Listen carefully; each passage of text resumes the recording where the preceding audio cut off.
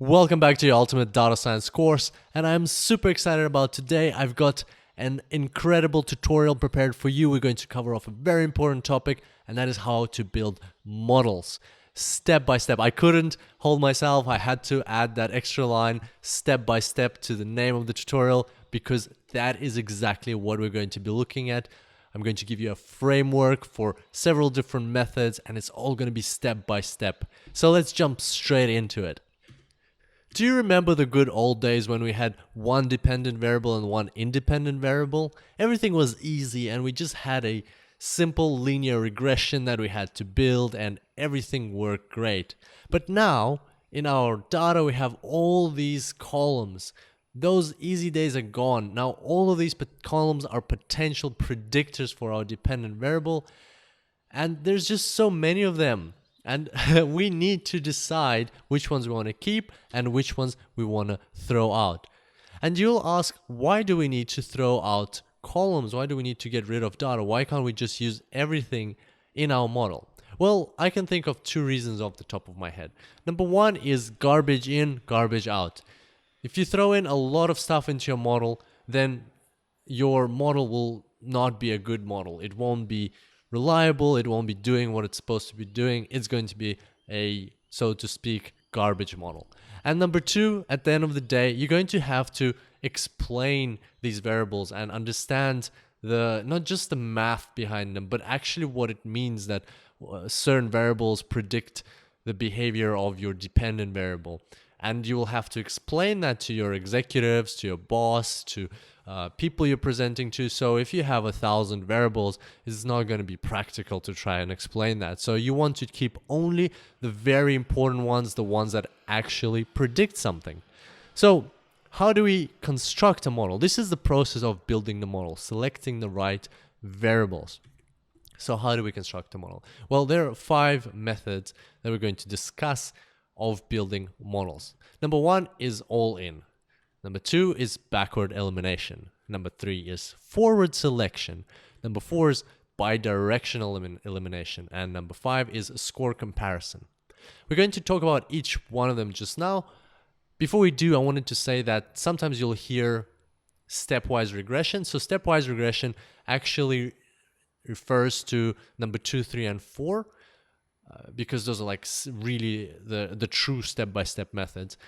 But sometimes you will hear people say stepwise regression in reference to just number 4. So they will replace bidirectional elimination with stepwise regression, and that's fine. That's normal. That's just because that's the more, as you'll see from what we discussed, bidirectional elimination is kind of the more general approach. And when people say stepwise regression, they kind of by default imply that it's bidirectional elimination, and you have to infer it from there. Okay, so let's move on to our methods. Method number 1, all-in. It's not a technical term, I just call it all-in. Basically what it means is just throw in all your variables, something we just discussed that we shouldn't do. When would you do that? One is if you have prior knowledge. If you know that these exact variables are your true predictors, you don't have to build anything. You already know that this is the case. You might know it from domain knowledge, or you might know it because you've done this model before, or somebody just gave you these variables and said, please build a model. Well, then you don't really have a choice. You just build the model. The other one is you have to. Perhaps, like, I can't really think of good examples here, but maybe there's some framework in your company that says that you have to use these variables, right? So it's kind of similar to prior knowledge, but it's not your decision. You might want to do it differently, but there is a framework, like maybe a bank, and to predict credit, like the likelihood of somebody defaulting on something, they have to use these specific variables. Once again, I'm not sure in which industries that would be the case, but perhaps that could be the case. And number 3, you would use this method if you're preparing for a backward elimination type of construction of regression, which is our next type. So let's move on to backward elimination.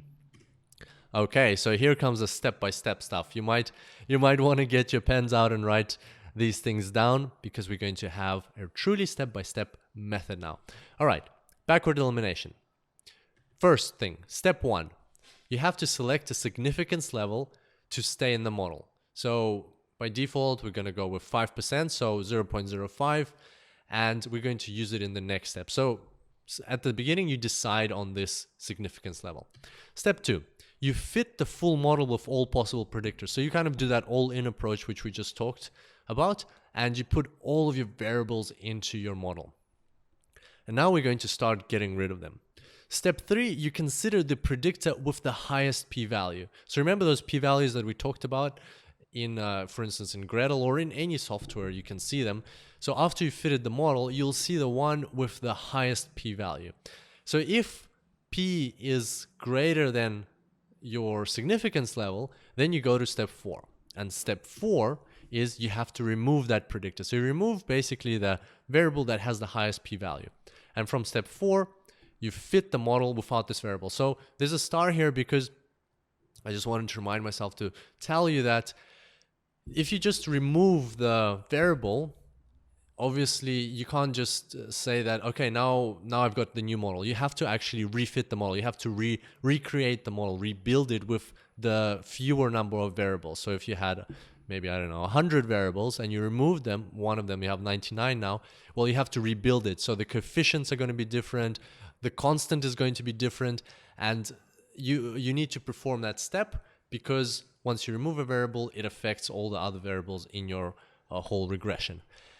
And so after step 5, you go back to step 3. Once again, you look for the variable with the highest p-value in your new model, you take it out, you remove, so basically step 4, you remove it, you fit the model again with one less variable, and so on. You keep doing that until you come to a point where though even the variable with the highest p-value, that p-value is still less than your significance level. So if that condition p is greater than SL is not correct, then you don't go to step 4 anymore, you go to fin. In this case, fin is the finish. Your model is ready. So as soon as all of the variables that you have left in your model are, their p-values are less than the significance level, your model's prepared. So that's how the backward elimination method works. Let's move on to the next one. Next method is the forward selection. It sounds like the opposite, and the picture in the top right corner does illustrate the opposite, but it's much more complex than just simply reversing the procedure. You will see that it's a much larger procedure. We start with step 1. Select the significance level to enter the model. And in this case, once again, we're going to select 5%. Then we go to step 2. We fit all possible simple regression models. So we take the dependent variable and we create a regression model with every single independent variable that we have. And then we select, out of all of those models, we select the one which has the lowest p-value for the independent variable. So you can already see that that is in itself a lot of work. Then what we do is we move to step 3. We keep this variable that we've just chosen, and we fit all other possible models with one extra predictor added to the one you already have. So what does that mean? That means we've selected a simple linear regression with one variable. Now we need to construct all possible linear regressions with two variables, where one of those two variables is the one we've already selected. So basically we add on all of the other variables one by one. So we choose, okay, let's add on this variable, and then let's add on the next one, but separately. So we construct all possible two variable linear regressions, and just definitely keeping the variable that we've already selected. So what do we do after that?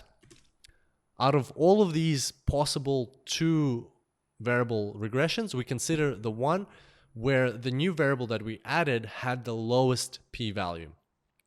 So if that p-value is less than our significance level, meaning that that variable is a good one, it's a significant variable, then we move back to step 3.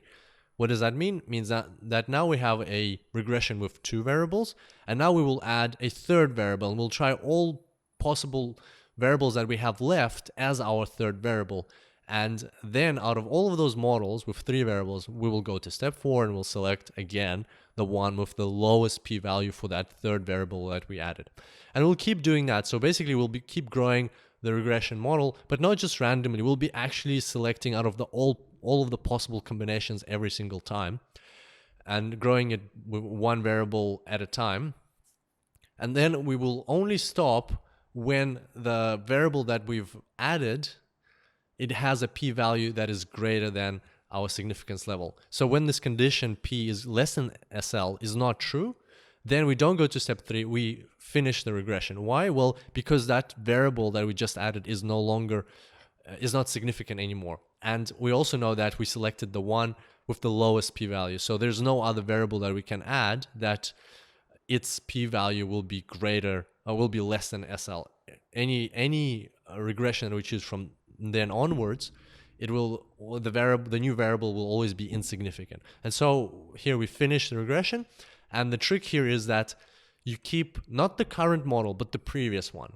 And that makes sense because you've just added a variable which is insignificant. So what's the point of that variable? Just move a step back. So that's how forward selection works. I know it's a bit confusing, but just try to wrap your head around it. Maybe read through these instructions one more time. It does make a lot of sense when you kind of picture what exactly is going on.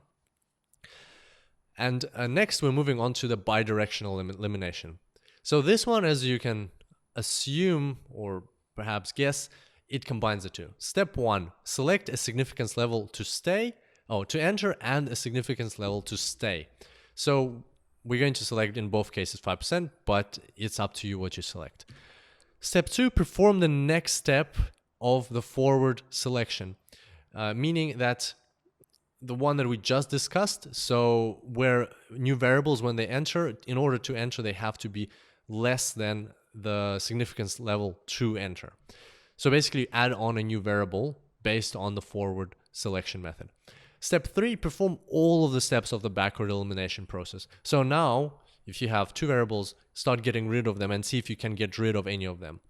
And then move back to step 2. So then grow it by another variable. And every time you grow it by a variable, say let's say you were at 5 variables and you went to 6. As soon as you went to 6, you have to perform all of the steps of backward elimination. So you don't just eliminate one variable if you can. You eliminate 1, 2, 3, however many you can. And then from there, you go back to step 2. And so this is a very iterative process. You keep doing that until at some point you cannot add new variables, no variables can enter, or no old variables can exit. And as soon as you get there, then you proceed to the finish because your model is ready. You can't add anything, you can't take anything out. That means you've created the model. So this is one of the more tedious methods. Of course, you would have to get a computer to do this for you because otherwise you'd go insane putting variables in and taking them out. But that's how bidirectional elimination works. Once again, some people call it stepwise regression. And finally, all possible models. So this is the most probably thorough approach, but also the most resource consuming approach, because you select a criterion of goodness of fit. For instance, the Kaiki criterion can be the R squared, lots of different criterions.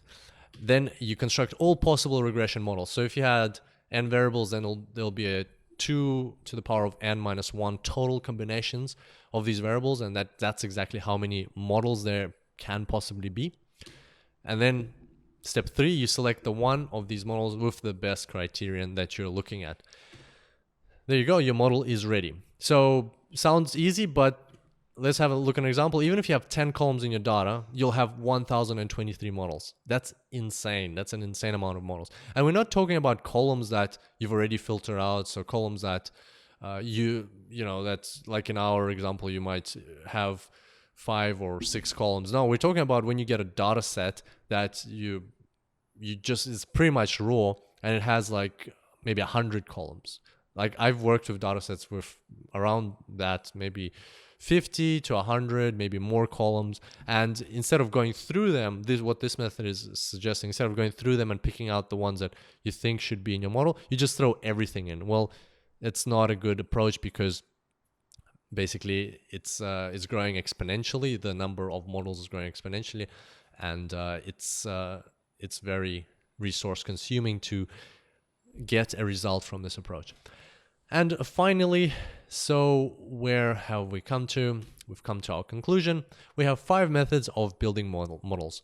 All in, backward elimination, forward selection, bidirectional elimination, and score comparison. So the one we're going to be looking at in these tutorials in order to get our head around how to build models step by step and get some practice is the backward elimination process, because it is the fastest one out of all of them. And you will still get to see exactly how the step-by-step method works. And plus we'll throw in a few extra tricks along the way to make sure our models are very robust. Can't wait to get started. Lots of theory. Let's get to the practice. I look forward to seeing you next time.